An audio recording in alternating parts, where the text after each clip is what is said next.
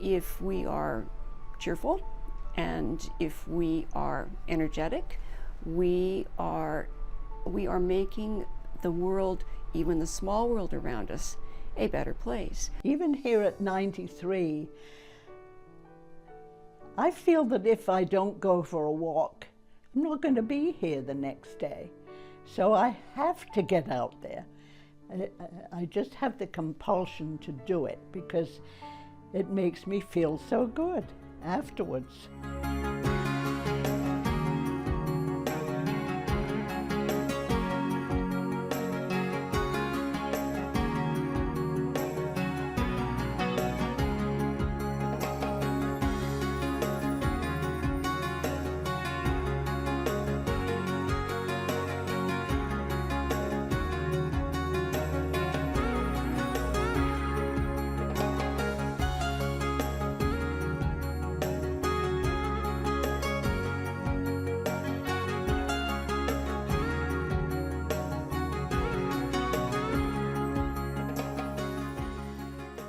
Hello, I'm Ann Hall.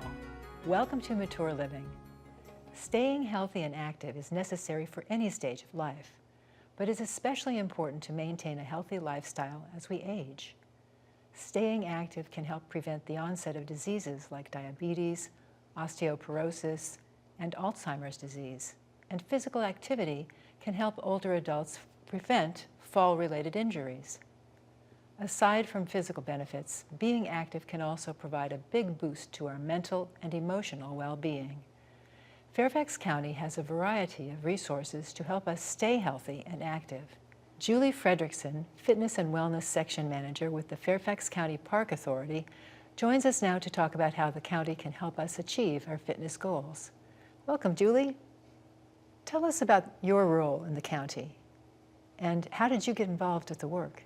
I oversee the fitness centers or the fitness instructors who oversee the fitness centers at the rec centers, and also the Healthy Strides community program, which includes the Healthy Strides community classes that are virtual and are available.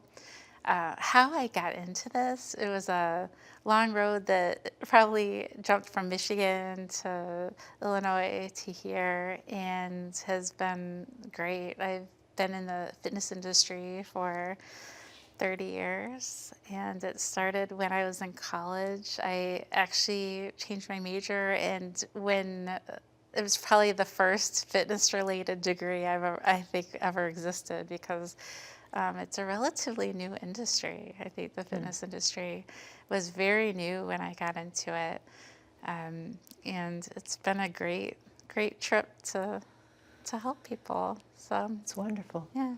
So what kinds of classes and fitness resources do you have that would be advantageous, in particular for the older adults? We have several. One of our offerings is our Park Takes registered classes. We have balance classes and sail classes, which are stay active and independent for life classes. And some of the lesser thought of things, but Tai Chi, that's really great for balance and just mindfulness as we age at any point of our life. And we've got the chair yoga and the gentle yoga, so just different levels of things. If you want to get a little more sassy with your exercise, there's Zumba Gold. So what is it called? It's called Zumba Gold. Zumba. So it's like Zumba, but a little lower impact, so that you can enjoy the festive nature of Zumba without all the impact on your joints. So it's a little bit of something for everybody. Do we always need to visit a gym? Do you have indoor and outdoor facilities? Oh, we do. You definitely don't always have to go to a gym. Some of my favorite parts of exercise are not in a gym. Just keep in mind all the trails, like hundreds and hundreds of miles of trails through Fairfax County that you can just go and also get that time, that fresh air and time outside that just also will boost your mood. So definitely that. There's athletics if you want to try pickleball or anything that just just moving, because that's all exercise is scheduling time for yourself to move more and do it consistently enough to maintain or improve your health. So it doesn't have to be on a recumbent bike every day. Or we actually encourage you not to do the same thing every day, because you'll get more benefit from changing it up. So get out there. I am always sad on a beautiful day if somebody's on a treadmill. I think go outside, go enjoy the day. So is membership required to use the facilities? No, so we have the Partakes classes are not at all membership based. Those are classes more, if you think of your community classes, that you just pay for that amount of classes and you're with the same 10 people for 11 weeks or 8 weeks. That's one way to get fit and do classes. And we have really robust drop-in fitness classes that are membership benefit, that if you do have a membership, they're included. But you don't have to be a member to do them. You can pay a drop-in admission, daily admission. That's great, because some days are busier than others. And exactly. Yeah. So it's a great chance to try it. If you've never tried us out before, or you just want to try a class today, you can go in. But there are lots of different flexible membership tiers for people to try. The classes are leveled a certain way so that you can know if you're in a gentle yoga or a beginner cycle class, or something like intro to cycle, or any like Pilates 1, so that you don't feel like you have to go into an advanced class. So we have a lot of, in our Partakes courses, we have a lot of Hatha Yoga 1, where that's for anybody. And then if you get more advanced, you can do 2 or 3, or just as you get more experience. Same with Tai Chi. They have different levels so that you're not with beginners forever if you don't want to, because you'll progress. Even if it's slowly, everyone will progress and can go up a level. We have fitness professionals at each rec center that are fitness directors that can help somebody get plugged in to what they want for their goals. They can help them, which class they may be interested in that would be the correct level, or also get them plugged in with a personal trainer. Sometimes it's even just getting like a wellness coach or a nutrition counseling, because when you make those positive changes somewhere else in your wellness, it kind of snowballs and can turn into more activity as well. So it's nice. With the classes, is it the kind of thing where you have to sign up for a course that's offered once a week on the same day?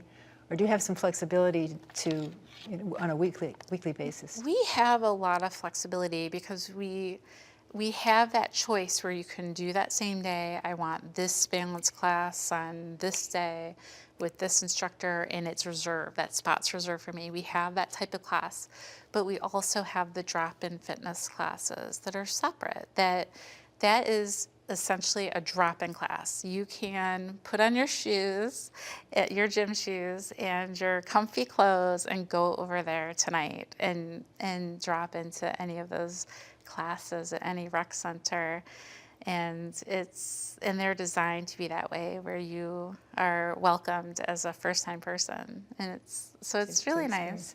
And we have online classes as well. We have the Healthy Strides community classes that are available to any resident with internet access, that you just go onto our website and at the time of your class, click on a link, and you have one of our live instructors teaching your class. Oh, that's and great. It's great. We've had that for several years. What about swimming? Do you have swimming courses, or?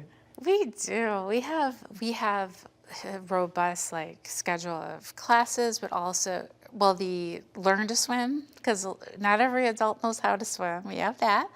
And we have the aquatics exercise classes, which are great on your joints. And the water gives you resistance where you need it, so you get the best of both worlds.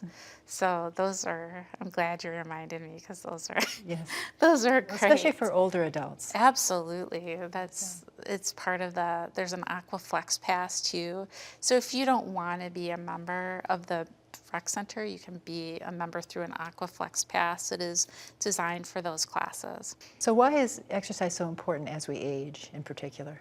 It's really about quality of life, because every activity you do, from putting your dishes up in a cupboard or shoveling snow or anything like that, if you're training yourself to be more active, it's not going to hurt as much, or you won't have as much back pain, or you're just able to move. That's a real basic level, but also it improves your mood, it improves your sleep, I mean, and your bone density and all the great health benefits. Yeah. But there's ways you'll feel the benefits right away, just in your mood. Just you feel so good about yourself when you come in and just try and exercise. So there's something you can get right away, but the benefits, if you can do it consistently, will be better cardiovascular health, or all of it. I mean, flexibility, all the things, balance. Do you have any real life stories about someone who's changed their life with exercise? I do. Many years ago, my very first personal training client was somebody who, and I didn't know how to sell a personal training session at all, and it was my first day, but it was somebody who just told me that her doctor said she would not make it if she didn't exercise, and I didn't know how to get through the paperwork, but I was like, I just want to help you, and that was I know I can help you. That's all I knew. I know I can help you, and just the confidence and the way she walked and the way how much she changed in such a short time, even just from doing the exercise and taking the steps to help her health, it was shocking. And I think that's why that drove my career. I mean, it really did. It was life-changing for me as well. It was great. So, and there's a lot of stories like that throughout the years that I've seen, but I will never forget that. That was my very first training client, changed my life too. That's great. If someone who's over the age of 50, we'll say a senior, is very interested in signing up with something pertaining to the rec center, what would you recommend? I would recommend, the first thing I would do is probably talk to the fitness staff at the rec center, because they can discuss your goals and just see, like, what do you like, what don't you like, and they may know things that you're not going to find right away and be able to plug you into to things that you'll enjoy. And it's a great contact to have if you have any questions also, because definitely. Well, Julie, thank you so much for joining us today. Thank you. Later in the show, we'll learn about the importance of making sure we adhere to a healthy diet and why it's crucial to stay current on our immunizations. But first, we'll hear from county residents on the importance of staying active and healthy.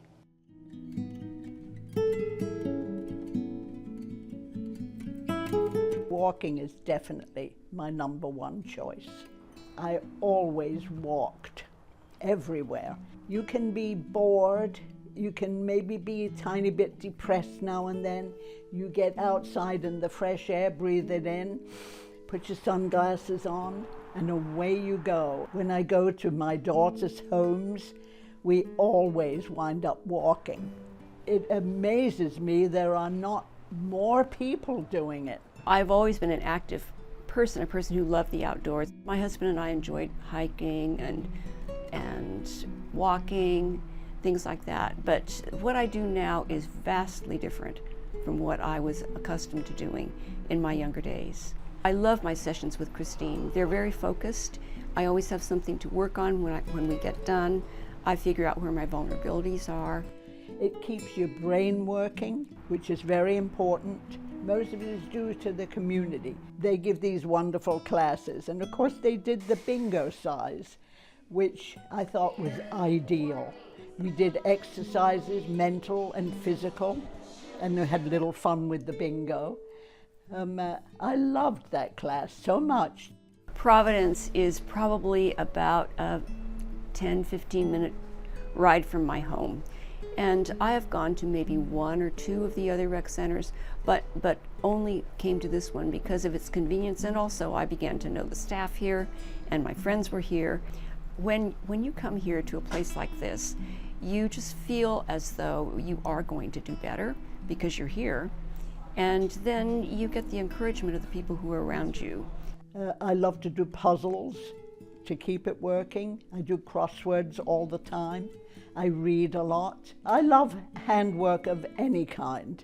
I sew, I make things, I make wall hangings. I think it's very teasing to the mind to work out a pattern if you're making a dress, something like that. And it's been a pleasure to eat healthily. I don't mind eliminating things that aren't good for me because there's so many other things to eat, you know. I eat very healthy food. I enjoy my food. I enjoy cooking. So I definitely cook for myself, yes. And for anybody else who wants to come and share it with me. We can't know what will happen to us, right? But we can certainly keep a focus. So yes, of course, I expect to do as much as I can. I am a realist. I know what I cannot do compared with what I used to be able to do, but that is not a reason to stop doing what I can do. I think I'm reasonably well known in this community because I participate in everything. We had a party over at Harmony. We were invited. They had singing and dancing. They had dancing. And I used to love dancing. And I'm up there, along with the rest of them, dancing my little feet off.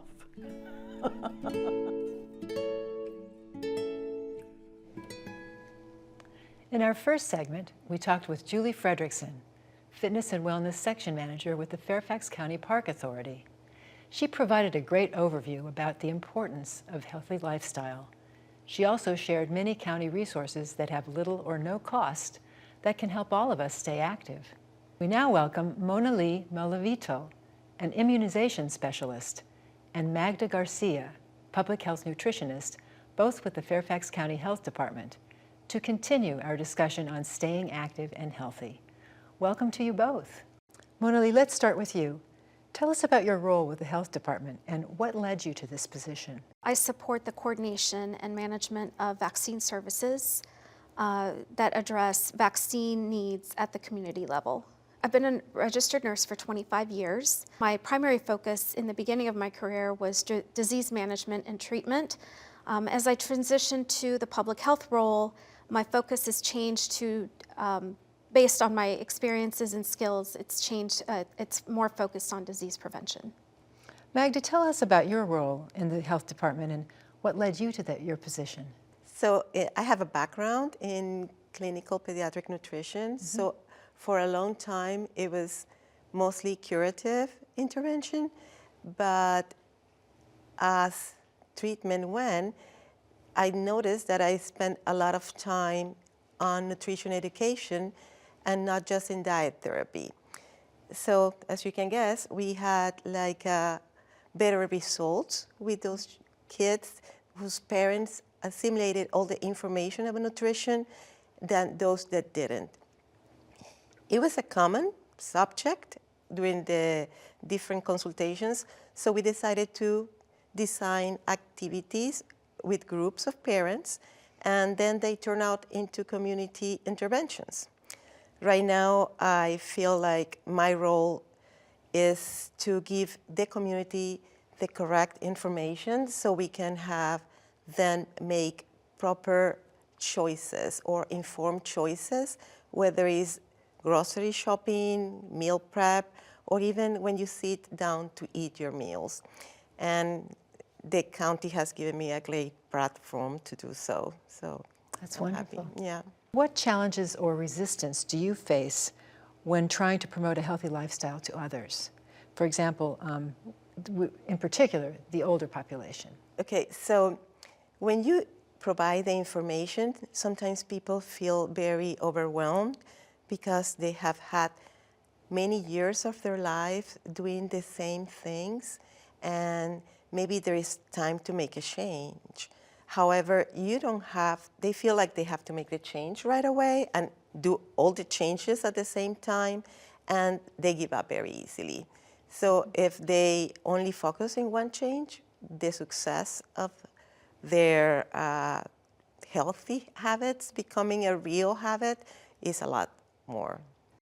Monali, what about immunizations? Could you review some important shots that all seniors really should have? Having up-to-date immunizations plays a crucial role in living a healthy lifestyle. So sometimes people think the issue is only related to infants and children.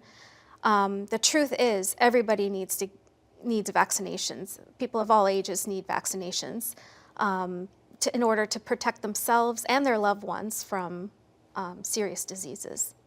Are there specific shots, immunizations that are very extremely important for the older population? Of course there are.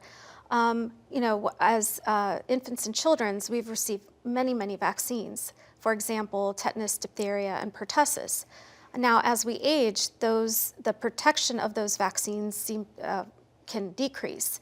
So it's important that tetanus, diphtheria, pertussis boosters are important to get as an adult. Booster immunizations are important because it helps give you 100%, 99 to 100% protection. So for example, if you have a series of vaccines, you're only receiving maybe 25 or 30% protection, whereas if you receive boosted immunizations, it'll help increase your protection to about 99 to 100% protection. It's important to talk to your doctor, and that also you can also contact the health department. And there's wonderful information on the website, on the CDC website, that'll go over different types of boosters that are recommended for older adults. There's a shingles vaccine, right? That's something that a younger person wouldn't be interested. So shingles vaccines is recommended for adults over the age of 50. It's a series of 2 shots, and it's a lifetime protection. You have pneumococcal vaccines that are, right now we have pneumococcal 20 and 15. Mm-hmm. That's available now. Those are the new pneumococcal vaccines. If you have received pneumococcal 23 in the past, so it's good to talk to your doctor to see when it would be a good time for you to receive the second pneumococcal vaccine, the new pneumococcal vaccine. And RSV, is that right? That's something that's new in its offerings. Now, why is that so important? RSV is important because it tends to, especially for people over the age of 65, our immune systems are weakened, and as we age, we also have chronic conditions that can affect our immune system. Therefore, it puts us at higher risk for contracting respiratory syncytial virus, or RSV. Colds, flu, and COVID that change and mutate over time. So vulnerable populations, it's imperative that they get their annual flu vaccines and their COVID vaccines as well. Very good. So Magda, let's talk about food, what we eat. How does that mix into with the equation? Oh, wow. So definitely important. You know, if you want to maintain health, you have to eat a healthy diet. And sometimes it's not easy because, like I said, you have to make the choices and you have to have the right information. So it comes to a point that also cost intervenes, and trying to get foods that are healthy, fresh, sometimes you need to get to them. Not all the groceries have them, and sometimes they're expensive. So what we like to do is look for foods that are like fruits and vegetables, that you can get them fresh, or they can be canned, or they can be frozen. And they have had some processing, but it's really minimal. They are not junk food because they had that little processing. But when you go grocery shopping and you want to make other choices besides fruits and vegetables, look for the nutritional information of every product, and that will have a lot of valuable information on what to choose or not. Like, you can compare with different products.